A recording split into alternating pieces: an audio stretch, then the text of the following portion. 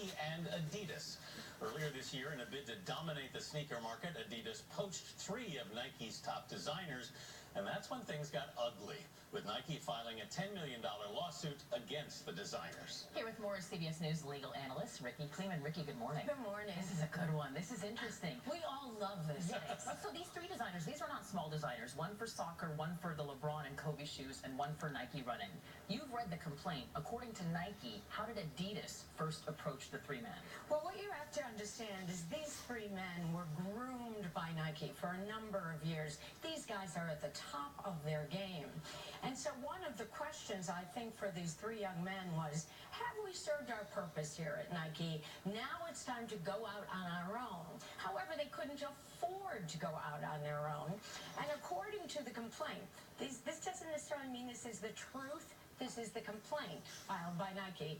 According to the complaint, they decide they want to go out on their own, but because they need the money, they then buy these Twitter followers, buy these social media followers, get a lot of buzz, and so at some point, Adidas gets together with them, and very smart, the guy that they're really after, Djokovic goes into a long negotiation, according to Nike, with Adidas for lots and lots of money, but he's conscious that he has a non-compete agreement. So what is a non-compete agreement? You and I have seen them. Lots of businesses have them. You can't work for the other guy. You can't work for the other guy for a while. Right. So in this case, the non-compete was very enforceable. It's 1 year. They could have just been quiet for a year, and then they could have gone off and worked. So there is no doubt that by the complaint dates and by the emails and texts that Nike has recovered, there was a lot of negotiating going on by these 3 young men, but particularly Mr. Djokovic, according to Nike, with Adidas, while they appear to be very loyal Nike employees. Right. Basically, Nike is saying that these 3 guys took their intellectual property with them. Maybe. That's what Nike says. We're looking at really 2 things here, Anthony. Well, I guess 3 things. Number 1, they had a non-compete. Number 2, that they had information in their laptops, in their mobile devices, right, that they took out of Nike, and Nike wants those back. But third, which is the important one, did they take trade secrets? Right. If they took trade secrets, that's where the money is. Let me ask you this real quick.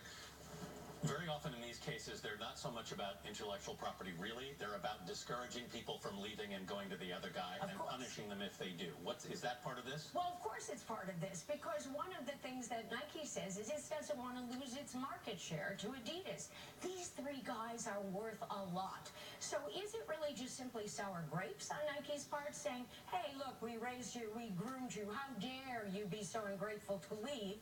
Or is it power in the free market, where after a period of time, creators, these guys are creators, they're innovators, that these guys say, we've done enough. Now we really want to build it out on our own, or perhaps we want to go to the stripes. We want to build out Adidas. When I look at just the numbers, though, I think, okay, you went $10 million after these 3 guys. Why not just go after Adidas? It seems like you could sue for a lot more money. Well, I think that ultimately, of course, the amount of money is going to be what is proven up at trial, which could be far greater. What Nike really wants here is not money. Nike wants to stop these guys from working for Adidas. They're angry with the 3 guys much more than if there was alleged poaching by Adidas. It's a fascinating case, and remember this, if you go like I go across town on 57th Street, when Nike comes out with a new shoe, I go all the way back to Air Jordans. Right. You watch that line, that's like looking for an iPhone 6. I mean, they really have a reason